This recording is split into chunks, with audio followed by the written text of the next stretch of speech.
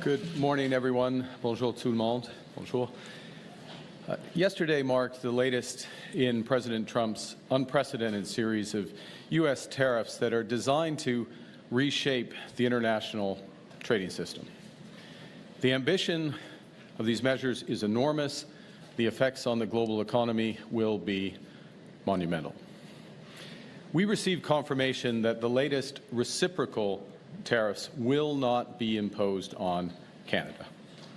At the same time, President Trump confirmed that the tariffs announced last week against our auto industry will come in, and indeed have come into effect today. So while it's progress that further tariffs were not imposed on Canada yesterday, the President's actions will reverberate here in Canada and across the world. Three different sets of U.S. tariffs remain in place and will continue to pose significant threats to Canadian workers and Canadian businesses.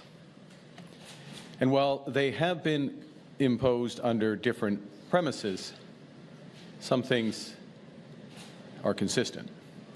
They are all unjustified, unwarranted, and in our judgment, misguided. And we are already seeing the consequences. Just last evening, workers from Unifor Local 444, with whom I met last week, learned that their auto assembly plant in Windsor will be shutting down for at least the next 2 weeks. That's 3,600 workers who are now out of work, not by their choice. Workers who now worry how they're going to put food on the table and pay their bills.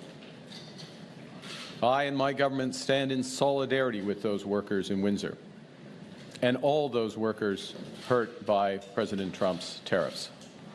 And that's why we committed from the very start that all, and I repeat, all of our tariff proceeds will go to protect workers affected by the tariffs. Les premiers tarifs ont été annoncés en février. Après une brève pause, ils ont été remis en place en mars. Selon l'administration Trump, ils ont été mis en place en réponse au trafic de fentanyl qui aurait lieu à notre frontière commune. Pourtant, 0,20% du fentanyl qui entre aux États-Unis vient du Canada. Et malgré ce fait, le gouvernement précédent a agi dès décembre avec un plan frontalier robuste d'1,3 milliard de dollars. 1,3 milliard de dollars. Un plan qui implique de nouveaux outils pour nos forces policières, des hélicoptères, des drones et des équipes canines pour détecter et empêcher le trafic de fentanyl et des produits chimiques utilisés pour produire cette drogue. That plan is working.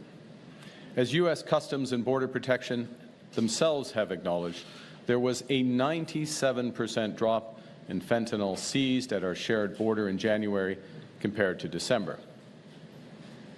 In fact, Canada was not mentioned once in the United States annual report that lists the biggest threat to that country. Just last night, the U.S. Senate made it clear that these tariffs are a mistake. The Senate voted to repeal them in a symbolic but important assertion of both fact and solidarity. The second set of U.S. tariffs were imposed in March on steel and aluminum imports from around the world, including Canada. Canada has long been the United States' main supplier of these materials, materials that are vital to building Americans' homes, their cars, their bridges, their consumer goods, and so much more. These materials are vital to powering America's economy. The President pursued similar tariffs on steel and aluminum during his first term, a process which led to thousands of lost jobs in America. Then, as now, those tariffs were in clear violation of trading agreements. Today it's CUSMA, an agreement that the President himself negotiated and promoted during his first term. an agreement that we in Canada have upheld in good faith. Last week, the President and his administration announced their third set of tariffs, this time against auto imports primarily from Mexico and Canada.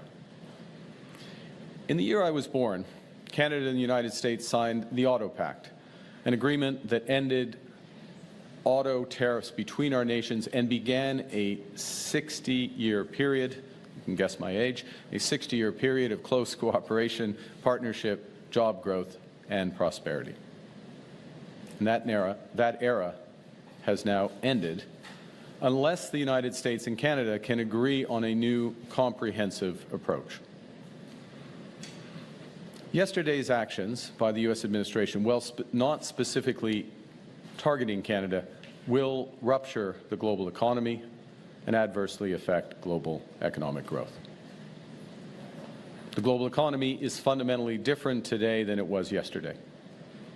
The system of global trade anchored on the United States that Canada has relied on since the end of the Second World War, a system that, while not perfect, has helped to deliver prosperity for our country for decades, is over.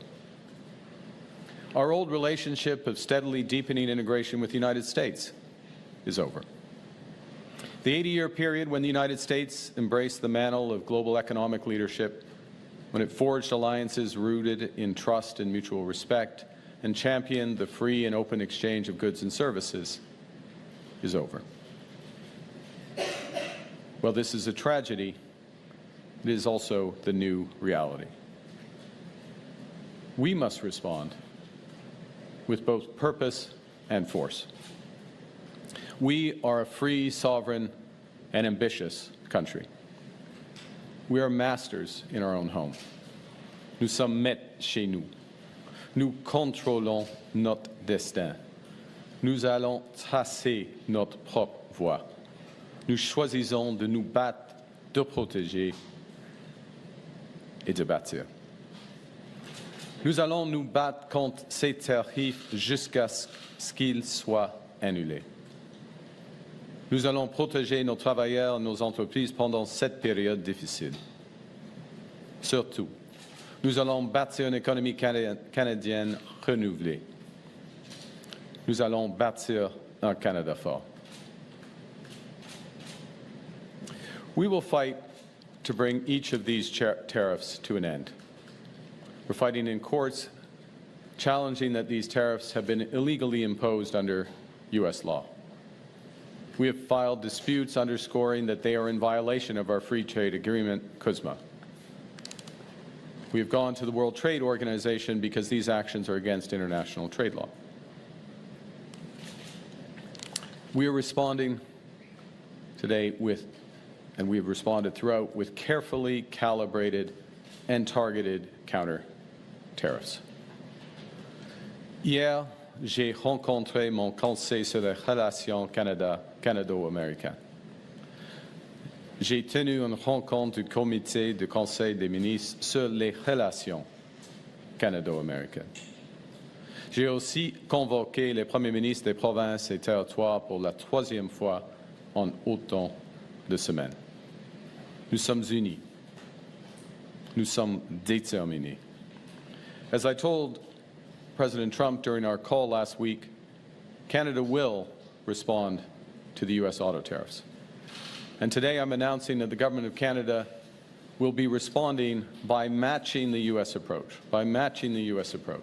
with 25% tariffs on all vehicles imported from the United States that are not compliant with CUSMA, our North American Free Trade Agreement, and on the non-Canadian content of CUSMA-compliant vehicles from the United States as well. Our tariffs, though, unlike the U.S. tariffs, will not affect auto parts because we know the benefits of our integrated production system. And they will also not affect vehicle content from Mexico, who is respecting the CUSMA agreement. And as well, we are developing a framework for auto producers in Canada to get relief from these counter-tariffs as long as they maintain their production and investment in our country. Importantly, every single dollar raised from those counter-tariffs, our counter-tariffs, which could reach around $8 billion before remission, will go directly to our auto workers and the companies affected by those tariffs. And that's on top of a $2 billion fund that we announced last week to build a made-in-Canada auto sector, a fund that a new Liberal government would implement should we be elected. Nos droits de douane n'affecteront pas les pièces automobiles car nous connaissons les avantages de notre système de production intégré. Ils n'affecteront pas le contenu des véhicules en provenance du Mexique. Parallèlement, nous élaborerons une carte permettant aux constructeurs automobiles d'éviter nos droits de douane compensatoires à condition qu'ils maintiennent leur production et leurs investissements au Canada. Il est important de noter que chaque dollar récolté, c'est-à-dire environ 8 milliards de dollars avant remise, ira directement à nos travailleurs de l'automobile et aux entreprises touchées par ces droits de douane. Cela s'ajoute au fonds de 2 milliards de dollars pour construire un nouveau secteur automobile fabriqué au Canada, que j'ai annoncé qu'un nouveau gouvernement libéral mettrait en œuvre si nous étions élus. Our retaliatory tariffs that we previously announced in response to the United States' other tariffs will remain in effect. You know, we take these measures reluctantly, and we take them in ways that it's intended and will cause maximum impact in the United States and minimum impact here in Canada. And we should be aware that the President and his administration have also signaled that tariffs will be applied on what the Americans term as strategic sectors: pharmaceuticals, semiconductors, lumber, and agriculture.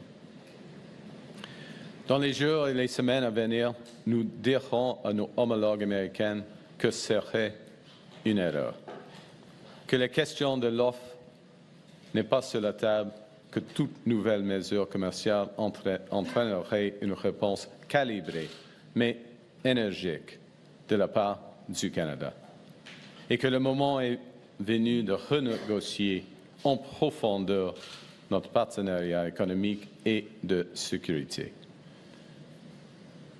As President Trump and I agreed last week, he and the Prime Minister of Canada will sit down immediately following the election to find areas of common ground and agreement in a new economic and security partnership. I told the President that I will be working hard for the next month to earn the right to represent Canada in those discussions, to get the best deal for Canada under the new U.S. approach. At the same time, Canada must be looking elsewhere to expand our trade, to build our economy, and to protect our sovereignty.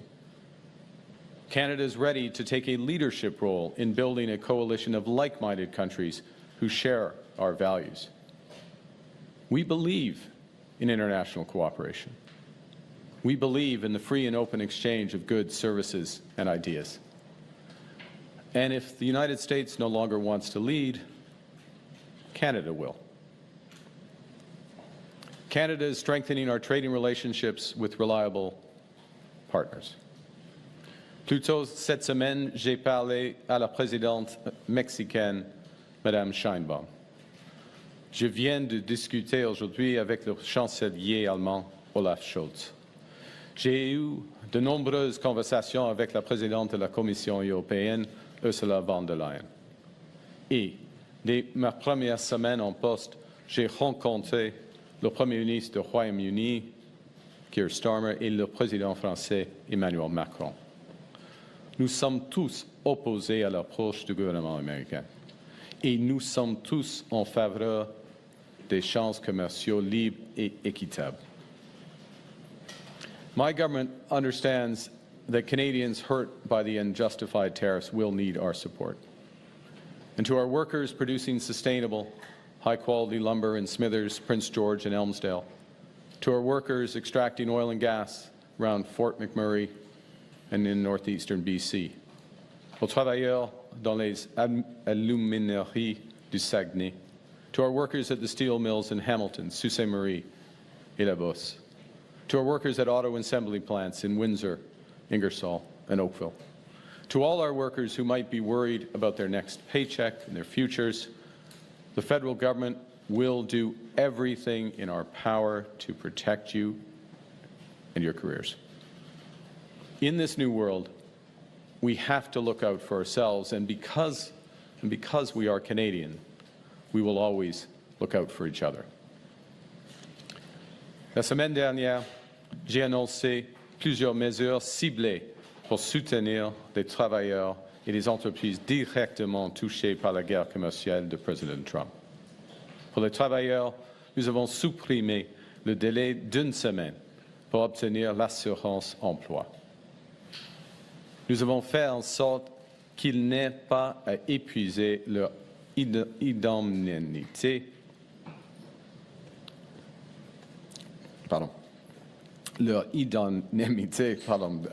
De part avant de toucher l'assurance emploi, et nous avons facilité l'accès à l'assurance emploi. Comme je l'ai dit et répété, mon gouvernement va utiliser chaque dollar tiré de nos Counter-Tariffs pour soutenir les travailleurs canadiens tant et aussi longtemps que cette guerre commerciale perdure. Nous allons aussi appuyer les entreprises canadiennes. Nous avons reporté les paiements d'impôts sur le revenu ainsi que les versements de la TPS et de la TVH pour les entreprises. Nous avons mis en place de nouvelles mesures pour leur fournir de liquidité, une aide financière importante qui va aider nos entreprises à braver cette tempête. Et nous avons augmenté le financement des agences de développement régionales. Fighting back against US tariffs and protecting our workers are our most immediate priorities. But they are not sufficient. Our task as a nation in the coming weeks and months and years is to think bigger and to act bigger. We can draw strength right now from each other. From Canadians who are supporting local businesses, Canadians who are buying Canadian, Canadians who are changing their travel plans, and Canadians who are helping each other as neighbors. We are powerful when we act together. From providing refuge to stranded passengers in Gander to fighting forest fires in California, Canadians have done extraordinary things for Americans when they needed it most. Now, more than ever, we need to do extraordinary things for ourselves. We will need to do things previously thought impossible at speeds we haven't seen in generations. Breaking down internal trade barriers so that we can have one Canadian economy, not 13. Making Canada more productive and competitive. Building things in this country again. Millions more homes. Building clean and conventional energy, building more public transport, more mines, more assembly lines, building new trade corridors with reliable partners, building a Canada that works for everyone, a Canada that everyone can afford, a Canada worthy of its people. Last week, I met a teacher from Glen Williams Public School in Georgetown, Ontario. And she told me about a routine assignment, that she had given to her 9- and 10-year-olds. And the children were asked to describe their dreams for Canada. So some kids wrote about a country free of poverty, others dreamt of clean air and water, or a place where everyone enjoyed equal rights, dignity, and respect. These are what we all want for ourselves and for each other. But many also wrote about tariffs and threats to our sovereignty, words that I hadn't met at that age. And I'm going to quote one which is representative I dream of a safe, a kind, and a clean Canada. A Canada that is not the US. Our children should be able to dream about a positive future, not worry about an economic crisis. Les Canadiens et Canadiennes sont inquiets, et c'est normal quand il y a des grands changements. Ce n'est pas nous qui avons changé. Nous sommes restés les mêmes fiables, fiers et forts. Nous vivons dans un nouveau monde,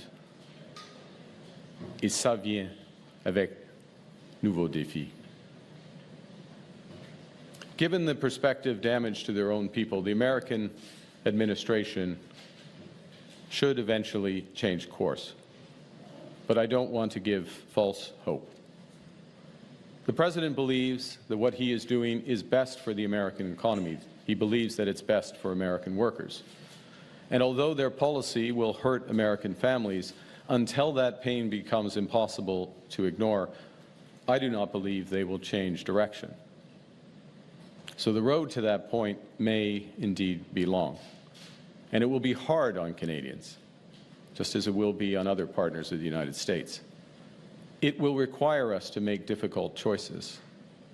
It will require sacrifices. I have no doubt we will rise to the challenge, because that's who we are as Canadians. We have done hard, seemingly impossible things throughout our history. We conquered the unconquerable at Vimy and Juno Beach. Nous avons bâti un pays qui unit des langues, des cultures et des croyances différentes. Et en le faisant, nous sommes devenus plus forts. We created public Medicare. We confronted our own past with Indigenous peoples. We answered the call to defeat fascism.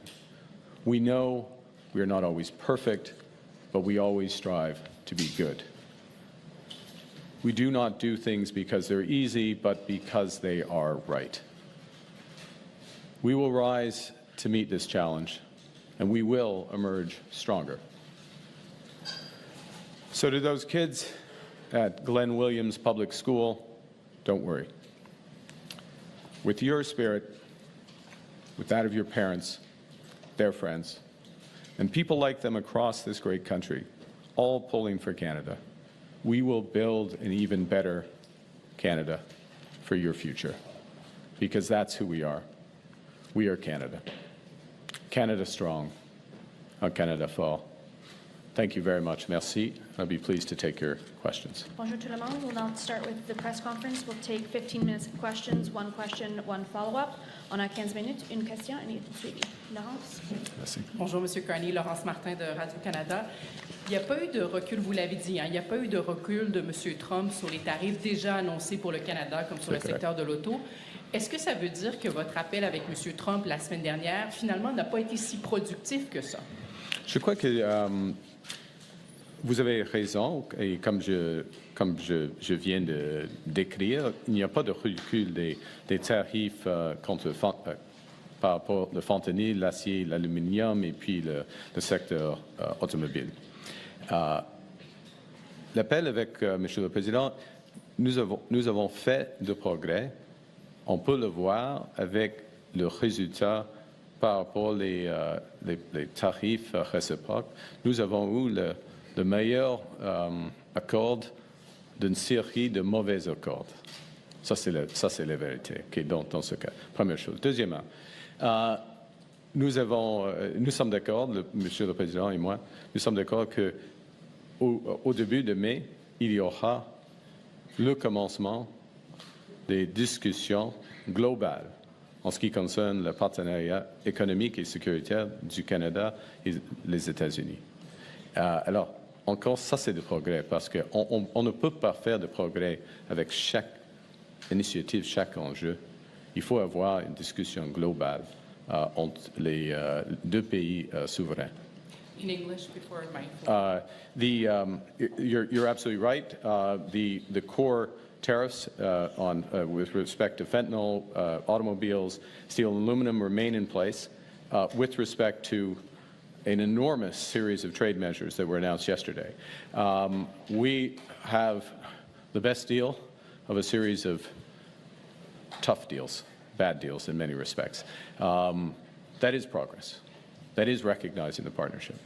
As well, what was also progress in the call the President and I had last week is this agreement that we will sit down, future Prime Minister and him as President will sit down and begin negotiations on the overall economic and security partnership with Canada. And that's important, in my judgment, because we will not make progress on individual items. We can only make progress as a whole in a relationship that is being redefined. And of course, as I said in my remarks, and as I said to the President, and as I said at the time, I'm working hard to ensure, or to earn the right, rather, to earn the right to represent Canada at those negotiations. Et en suivi, est-ce que vous songez à imposer une réponse coordonnée avec d'autres pays contre les États-Unis? À ce moment-ci, non. En bref, non. On a des discussions. J'ai plusieurs discussions avec l'autre chef d'État, chef de gouvernement en Europe, au Mexique et d'autres parts du monde. Mais ils sont des discussions positives. Comment on peut augmenter les relations commerciales entre notre pays ou nos juridictions? Ce n'est pas afin d'avoir une réponse négative ou coordonnée par rapport aux États-Unis. OK? Merci. Bonjour, Émilie Bergeron de la presse canadienne.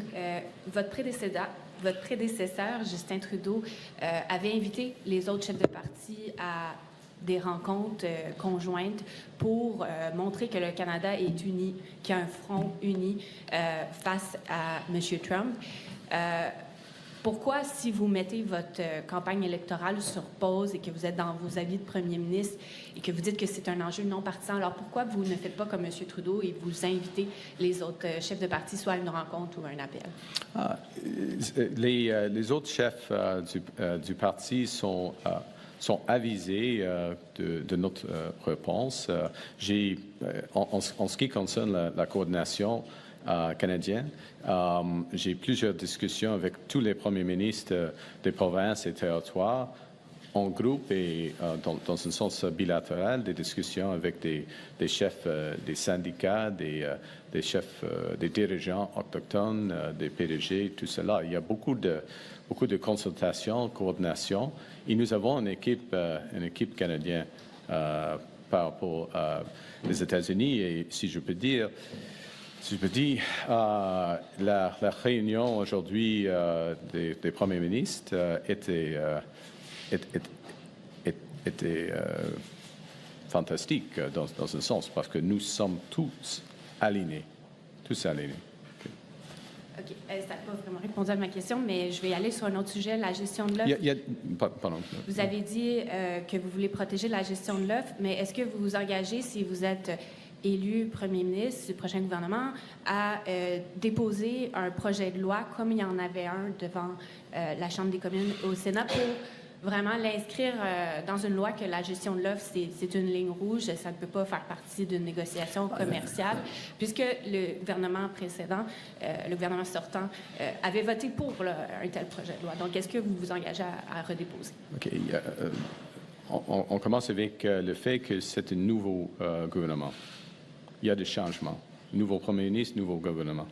Et en ce qui concerne les négociations avec les États-Unis, dès que le 1er janvier ou le mi-janvier, en effet, quand j'ai commencé ma campagne pour la chefferie libérale, j'ai dit clairement que la gestion de l'offre, la langue française et la culture ne seront jamais sur la table. Ça, c'est une ligne rouge, une ligne claire. Et nous n'avons pas, par exemple, les discuté, Monsieur le Président et moi, pendant notre appel. OK? Good morning, Tonda McCharles, Toronto Star. Could you please expand and be specific on what you mean by an economic and security agreement? Is that a new CUSMA, or is that some other deal that renegotiates NORAD or some other broader security agreement? So it's, from our perspective, if I may, that there have been so many, I would say from our perspective as government, my personal perspective, also from the perspective of workers, businesses, investors, Canadians, there have been so many violations, outright violations of CUSMA. There's supposed to be, I'll give you one example, one of many examples, but for steel and aluminum, there's an explicit side letter in CUSMA which says that there needs to be 60-day consultations for any changes. That obviously was not the case. There are many other examples of this. There have been so many of these violations that there is a need to have a renegotiation and a reaffirmation of which elements of the commercial relationship, the trading relationship, stand. Now, they may change, given the objectives of the United States. They may change, given, in fact, I think they will change from our perspective as well, in terms of what we need to do that's best for Canada, given the new U.S. position on so many things. As well, it is sensible, in my judgment, that we also discuss defense and security partnership. We have a long-standing defense and security partnership. Some of that partnership is for security, but it's also a commercial relationship. And we want to make sure that commercial relationship works for Canada. I will observe that 80%, 80 cents on every dollar that we spend on military equipment in its broadest sense goes to the United States. In the current stance of the relationship, that doesn't make sense. So we want to sit down and have everything on the table and have that discussion, everything on the table within commercial, subject to my previous response to the last question. So I understand that not to be all balled up in one agreement, separate agreements, but in the future negotiation then, I want to understand what you take from President Trump's 12% reciprocal tariff, sort of that he has hanging over Canada, even if he lifts the border tariffs you call unjustified. So I think there are several things, if I may, and it's hard to predict all elements of this, but there's certain sectors in the North American economy, the Canadian-U.S. economy, that fundamentally rely on the integration in those sectors. There's no better example of this than in autos, where it literally has been built up over my entire lifetime. And that the competitive threat in North America is from Asia, not within North America. And it will become our judgment, and the judgment, I would say, of virtually everybody who works in the auto industry, virtually everyone, not everyone, not the UAW apparently, but I think they're going to find out, that this is going to damage the U.S. auto industry as well as the Canadian auto industry. And it's going to damage the industry relative to competition from Asia.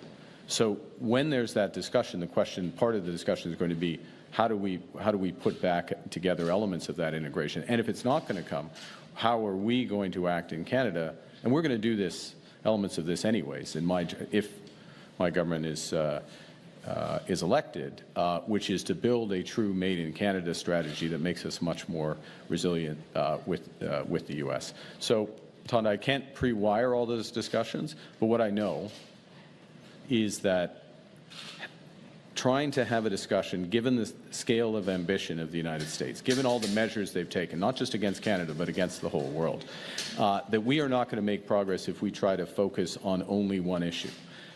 We need to reset the overall relationship. We need to set the boundaries around that, where we're going to work together, reestablish confidence, first and foremost for Canadian workers and their families, so that they know where their careers are, where their jobs are, and then more broadly for investors in business.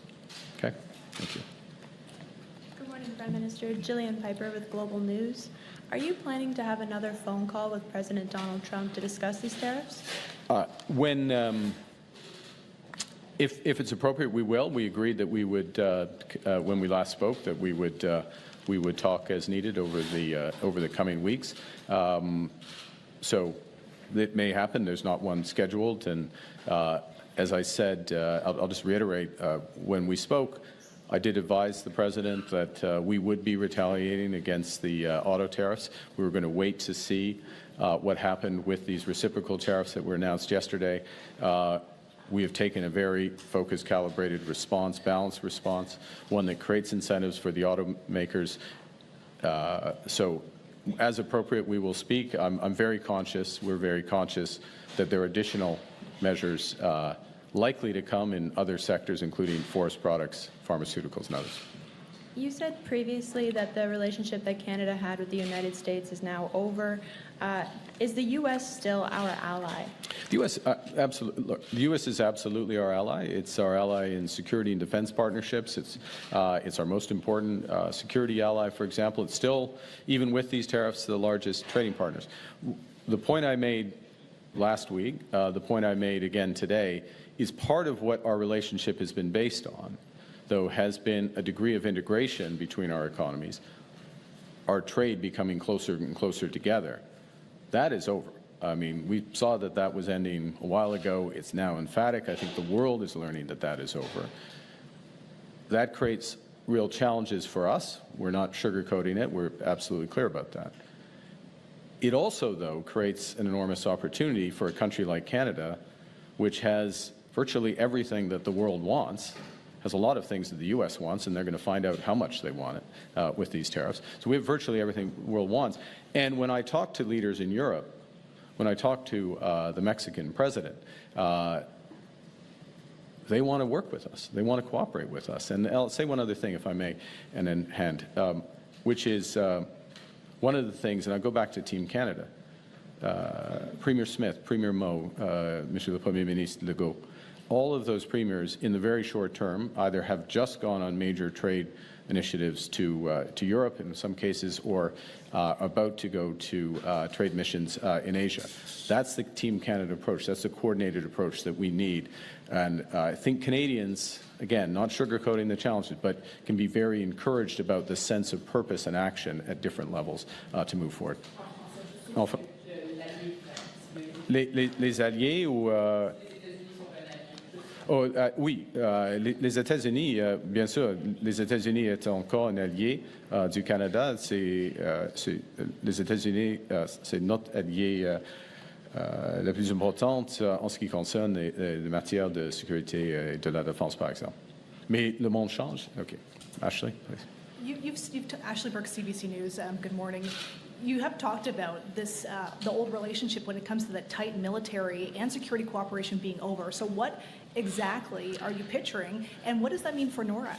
Well, first and foremost, what I've emphasized has been the commercial relationship, the trading relationship, and the direction of that relationship. It was only a few months ago that many responded to the initial US tariffs and discussions of tariffs by saying, this was not me, to be clear, but some prominent Canadians said, well, we should have a customs union with the United States. We should become closer to the United States. It's clear that that strategy has tremendous risks, would be misguided in my view, and misguided and create tremendous risk. There may be certain sectors where that's the case, but as an overall approach, that view, that relationship's over. As I just said, our military and security relationship is still, with the United States, is still our most important one, without question. So I didn't declare the end of that, and I'm not declaring the end of that. What I have emphasized, and my government has taken action on, is diversifying and reinforcing other aspects of our security partnership. So we have signed a major defense agreement with Australia, over the Horizon Radar. My trips to Paris and London were partly about deepening our security partnerships with those countries.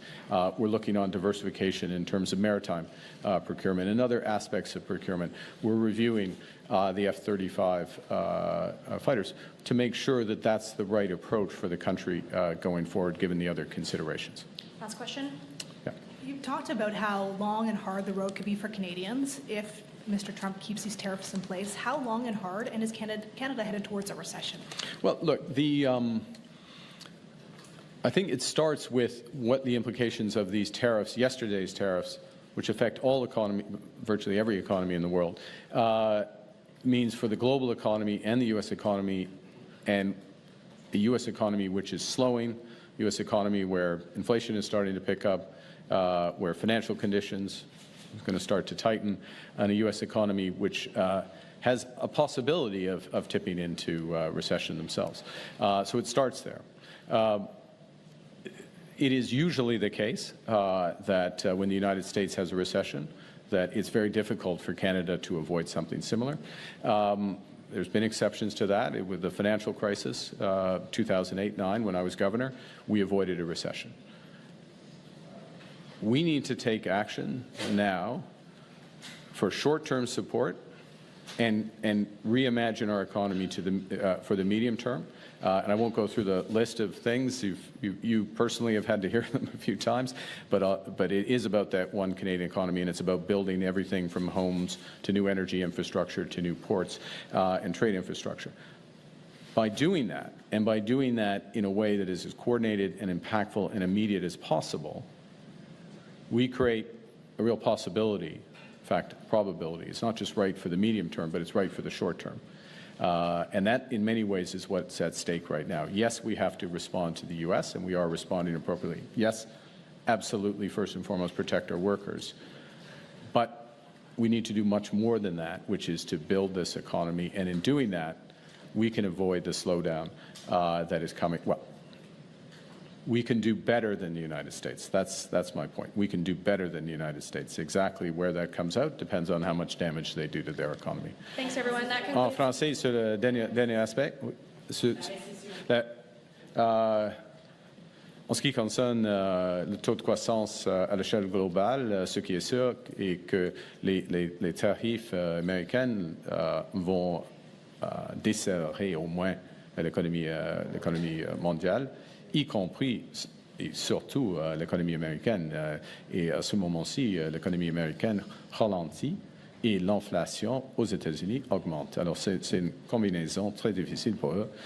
Et c'est avant d'avoir des grands tarifs.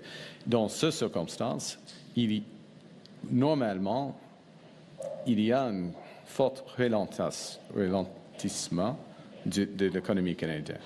Mais on l'a évité en 2008, quand j'étais gouverneur de la Banque du Canada, et nous pouvons réduire l'impact négatif, les retombées négatives de l'économie américaine d'ici au Canada avec de la force, de la force économique, y compris tous les volets afin de bâtir une économie forte. Okay, thanks, C'est everyone. tout? Yeah.